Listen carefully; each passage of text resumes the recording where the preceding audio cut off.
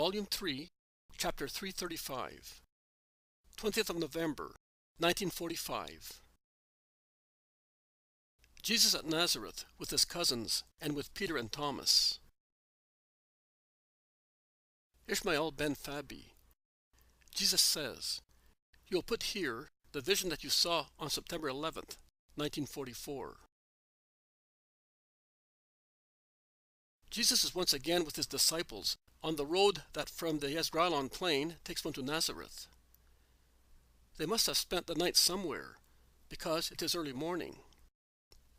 They walk for some time in silence. Jesus is ahead of them, alone. Then he calls Peter and Simon and walks with them. Finally, they are all in a group until they reach a crossroads, where the Nazareth road joins the road that leads to the north. Jesus beckons those who are speaking to be quiet and says, "We shall now part. I am going to Nazareth with my brothers, with Peter and Thomas." Under the guidance of Simon Zealot, along the Tabor and Caravan Road, you will go to Debaret, Tiberias, Magdala, Capernaum, and then towards Merom. You will stop at Jacob's to see whether he has been converted, and you will take my blessing to Judas and Anne. You will stay in those houses where they offer you hospitality more insistently. You will stay one night only in each place, because on the Sabbath evening we will meet at the Saphet road. I will spend the Sabbath at Chorazim, in the house of the widow. Call on her and tell her. In this way we will, at last, give peace to the soul of Judas, who will be convinced that John is not in any of those hospitable places."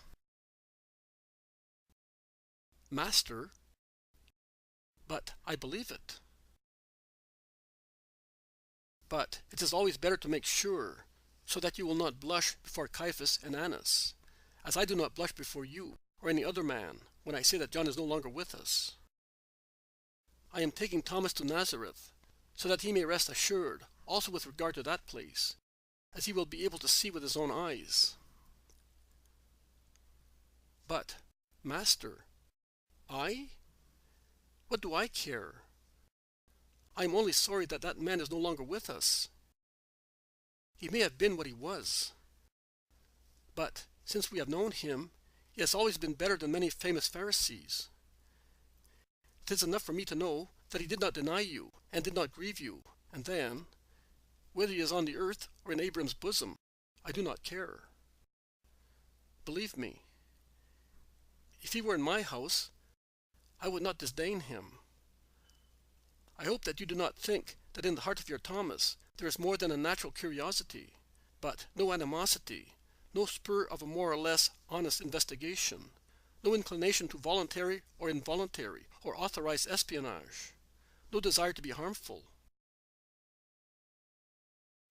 You are offending me. You are insulting me. You are lying. You have seen that I have always acted in a holy way during this time. So why do you say that? What can you say about me? Speak up."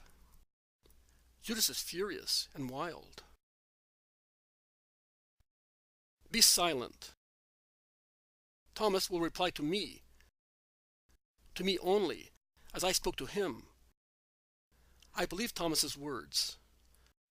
But that is what I want, and that will be done, and none of you are entitled to reprove my conduct. I am not reproaching you, but his insinuation struck me, and you are 12. Why did it strike you only, when I spoke to everybody?" "Because I looked for John."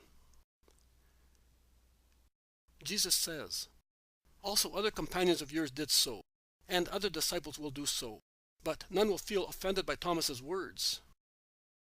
It is not a sin to ask after a fellow disciple in an honest manner. Words like those just uttered do not hurt, when our hearts are full of love and honesty, and nothing pricks them or makes them supersensible, having already been bitten by remorse. Why do you want to remonstrate thus in the presence of your companions? Do you want to be suspected of sin? Wrath and pride are two bad companions, Judas. They drive one to frenzy, and a frenzied person sees what does not exist and says what should not be said. Just as greed and lust drive people to guilty actions in order to be satisfied. Get rid of such wicked servants. And in the meantime, you had better know that during the many days while you were away, there has always been very good harmony among us, as well as obedience and respect. We love one another. Do you understand? Goodbye, my dear friends. Go and love one another. Is that clear to you? Love one another and bear with one another. Speak little and act well. Peace be with you. He blesses them, and while they go to the right, Jesus continues on his way with his cousins, Peter and Thomas. They proceed in dead silence. Then Peter explodes in a thunderous solitary. Who knows? As a consequence of, I wonder what long meditation. The others look at him.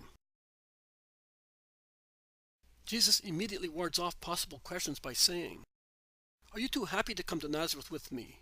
And he lays his arms around the shoulders of Peter and Thomas. "Can you doubt it?" says Peter in his exuberance. Thomas, more calmly, with his plump face shining with joy, adds, "Do you not know that to be near your mother is such a joy that I cannot find words to explain it to you? Mary is my love. I am not a virgin, and I was not against having a family, and I had already set my eyes on some girls, but I was uncertain as to which I should choose as my wife. But now, no. My love is Mary. The love exceeding sense. Sense dies only by thinking of her. The love that fills the soul with delight. I compare all the good I see in women, also in the dearest ones, such as my mother and my twin sister, to what I see in your mother, and I say to myself, all justice, grace, and beauty is in her. Her loving soul is a bed of heavenly flowers. Her appearance is a poem. Oh, in Israel we dare not think of angels, and with fearful reverence we look at the cherubim of the Holy of Holies. How foolish of us, as we do not tremble 10 times as much with venerable fear looking at her, because I am sure that in the eyes of God she exceeds all angelical beauty. Jesus looks at his apostle, who loves his mother so much that he seems to become almost spiritualized, as his feelings for Mary change his good-natured countenance so deeply. Well, we shall be with her for a few hours. We shall stay until the day after tomorrow. Then we shall go to Tiberias to see the 2 children, and to get a boat to Capernaum. And what about Bethsaida?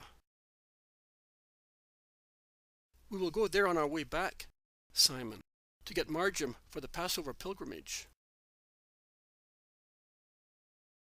It is evening of the same day, at Nazareth, in the peaceful little house, where Peter and Thomas are already sleeping. Mother and son are conversing gently. Everything went well, Mother, and they are now in peace. Your prayers helped the pilgrims, and are now soothing their grief, like dews on parched flowers. I would like to soothe yours, son. How much you must have suffered. Look, your temples and your cheeks have become hollow, and a wrinkle furrows your forehead like a cut of a sword. Who hurt you like that, my darling? The grief of having to grieve, Mother. Just that, my Jesus? Did your disciples distress you? No, Mother. They have been as good as saints. Those who were with you. but I mean everyone. You see that I brought Thomas here to reward him, and I would have liked to bring also those who did not come here the last time. But I had to send them elsewhere, ahead. And Judas of Kerioth? Judas is with them. Mary embraces her son, and reclines her head on his shoulder, weeping. "Why are you weeping, mother?" asks Jesus, caressing her hair. Mary is silent and weeps. Only after a third question, she whispers, "Because I am terrified.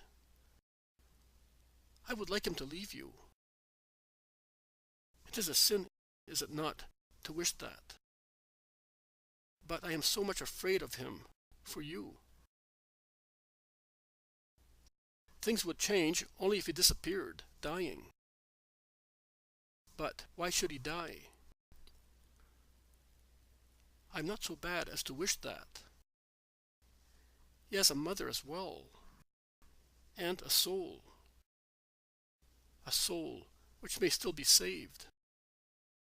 But, oh, son, would death perhaps not be a good thing for him?